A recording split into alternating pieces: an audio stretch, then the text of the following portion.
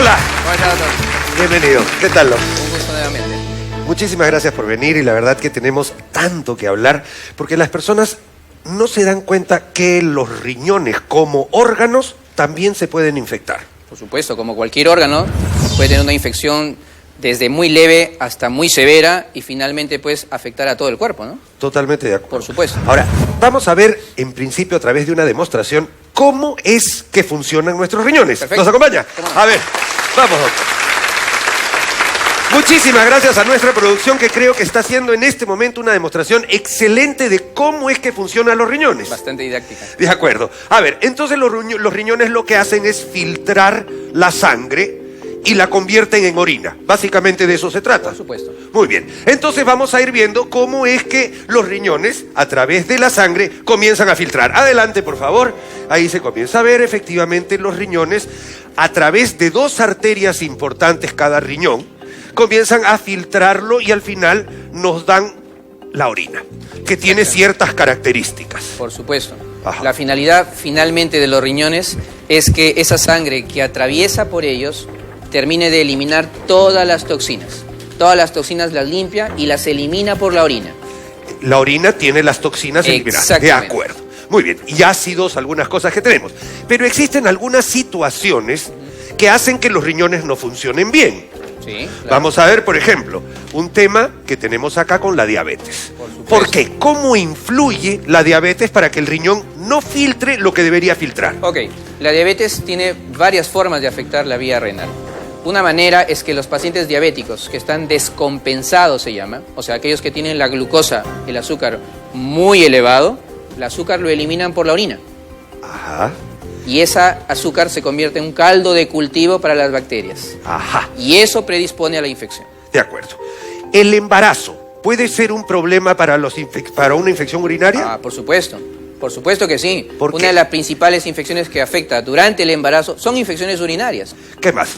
¿Algún tumor, por ejemplo, Ah, podría infectar? Porque, claro, si se obstruye la función, a la larga puede ser un caldo de cultivo. Exactamente, por supuesto, ¿no? Tumores tanto en el riñón, tanto en el conducto, como en la vejiga. Ajá, muy interesante. ¿Qué más tenemos acá? Una sonda, especialmente cuando vemos que hay que hacer algunos análisis o cuando hay un paciente que está porque se va a operar de alguna otra cosa y requiere un sondaje.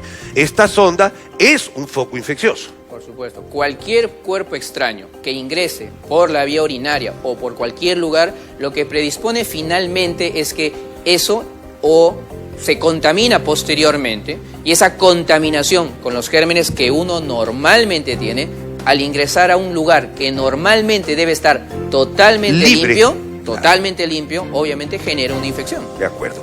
Por último, tenemos algo que nos ha llamado poderosamente la atención.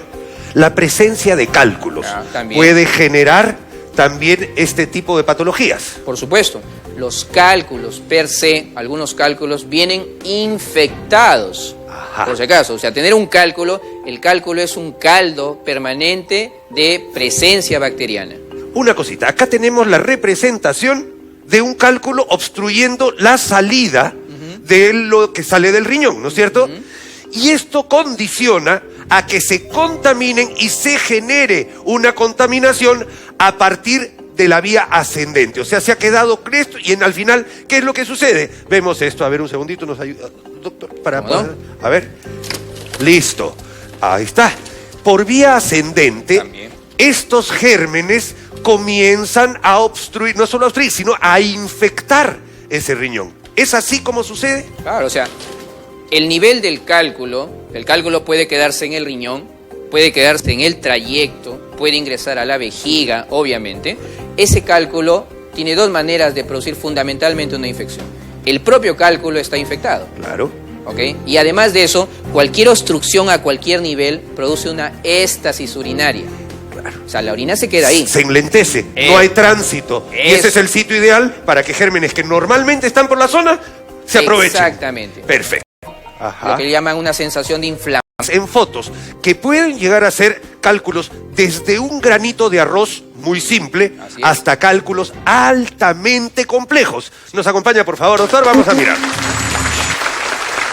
A ver. Adelante, señor director, vamos a ver algo que te... Uy, acá uno ya se imagina nada más.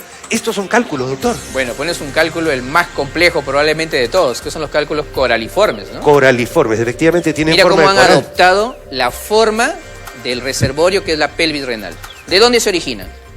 Claro, Su origen está en una infección previa. Ahí está. Y sobre una infección, esa bacteria que produce cierto tipo de productos son los que fermentan y originan estos cálculos. O sea, claro, una vez que se ha presentado, pues esto puede haber comenzado como algo chiquito y poco a poco ha ido tomando la forma de la pelvis renal. Exactamente. Perfecto, tenemos otra. Acá es donde vemos cómo se localiza y ustedes miran cómo ha ido tomando la forma de esto. Muchas veces, doctor, lo que se hace con este tipo de cálculos es romperlo en varios pedacitos para que puedan ser extirpados, o si no, se extirpa incluso con riñón y todo. También, o sea, puede llegar a eso. Recuerda, mira, imagínense que no hay un cálculo, o sea, normalmente esto es la pelvis renal, Sí. que es donde la orina primero llega del riñón y luego se elimina por el uréter. Claro. Bien, ese cálculo que se ha formado ahí, estando ahí, te genera un problema obstructivo, o sea, Claro. te va a obstruir la vía urinaria. Que no funciona el riñón. Y además de eso, te genera una infección agregada, que solamente por la infección el riñón va a empezar a dejar de funcionar. O sea, un riñón menos. Un riñón menos. De acuerdo. Vamos a tratar de ubicar lo mismo en riñones reales. A ver, doctor, por favor, usted se puede colocar los guantes, nosotros nos colocaremos también los nuestros y vamos a tratar de verificar eso mismo que hemos visto en las fotos en un órgano real. Vamos a verlo y muy bien. Tomamos esta posibilidad y decimos 1, 2, 3. Vamos a ver. Doctor.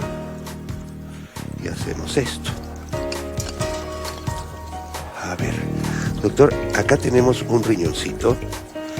Me permite, a ver. Y está completo prácticamente, ¿no es cierto? Sí, bueno, está A ver, muy semejante al riñón humano. muy semejante. Muy semejante. ¿No? Tienes acá al riñón. Esta es la arteria por donde ingresa la sangre. Esta O es este es el uréter. El uréter. Todo esto es la parte ureteral. Ureteral. A ver, lo abrimos, ¿no? ¿Ok? ¿Cómo no? Entonces, lo que hemos visto en la Mira, imagen, pues, eso es lo que se ve. lo que hemos visto en la imagen es esta parte externa, que es la corteza. Y tiene color bien definido, doctor. Es un ¿no color cierto? bien definido y además la textura es totalmente diferente a la parte central, que es la médula. Y esta parte blanca que ves acá es la pelvis renal, que es donde se empieza a recolectar la orina. Y claro, por acá es por donde sale. Exactamente. Imagínese Ahí está usted. el orificio justamente que va a comunicar finalmente la parte del drenaje urinario. Todas las toxinas que uno produce el cuerpo, además de todas las toxinas que uno recibe después de alimentarse, se tienen que depurar constantemente. Qué maravilla. La verdad que es espectacular. Vamos a ver algunos síntomas de infección renal. Súper importante. A ver. Perfecto, doctor. Vamos por acá. Tenemos, sí, no, estamos acá, creo, síntomas de infección renal. ¡Adelante!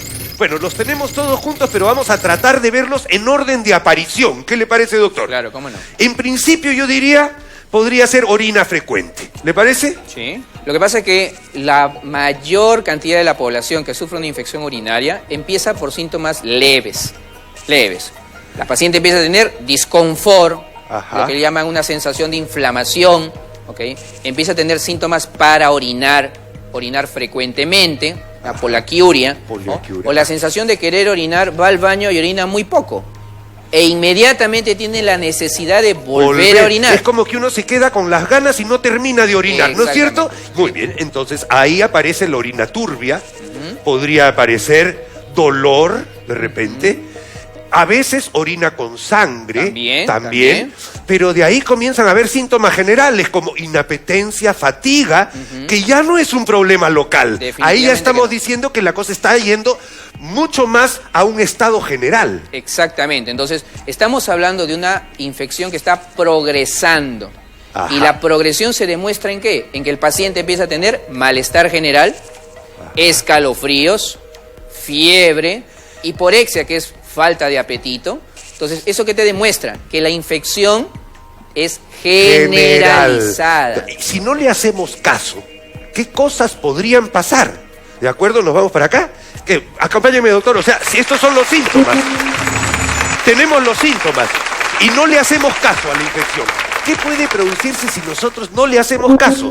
Insuficiencia. ¿A qué se refiere este término, doctor, de insuficiencia renal? Es tan simple. Si la infección afecta totalmente al riñón y puede comprometer al otro riñón, ¿okay?, que no tiene el factor por si acaso, lo que va a generar es que no funcione. Y si no funcionan, no va a poder depurar lo que normalmente elimina el riñón, que son las toxinas. Y eso genera una insuficiencia renal. Esto podría llevar a que se forme pus en el riñón, Claro, ¿no es cierto? por supuesto. Porque esta infección no ha sido controlada. Y eso se llama absceso, cuando esta pus está localizada. Para cualquier situación. Uno le pone un inyectable, termina infectándose, finalmente, ¿qué puede generar? Pus. ¿Ok? Una infección pulmonar puede generar pus. En el riñón sucedería lo mismo. De acuerdo. Ahora, shock séptico. Acá ya estamos hablando de un estado Cosas del extremos. organismo extremo. Esta infección no ha sido tratada oportuna y adecuadamente y a la larga se produce un shock séptico, un estado en el cual el organismo pierde su perfusión, o sea, baja la cantidad de sangre que llega a los órganos producto de una cadena de eventos que se llama shock séptico. Exactamente. El término shock per se lo que le indica es que la presión arterial baje. O sea, no está funcionando bien ya la maquinaria circulatoria. El término séptico te implica que lo que generó ese shock es una infección. Y por lo tanto ya requiere un tratamiento mucho más invasivo. Doctor, acá hemos puesto esto que no va directamente relacionado a un tema urinario, pero este shock requiere muchas veces de drogas que se colocan en cuidados intensivos. Y estas drogas lo que hacen es elevar la presión. Y para hacer eso se colocan vasopresores. Exactamente. Cuénteme, ¿por qué puede producirse una amputación a través de vasopresores que van a salvar la vida? Claro, por supuesto. Bueno, la infección per se no tiene relación directa con la amputación. Eso está claro. Sí. Lo que pasa es que cuando hablamos de un tratamiento, de un shock séptico, el shock séptico, el tratamiento involucra subir la presión al paciente.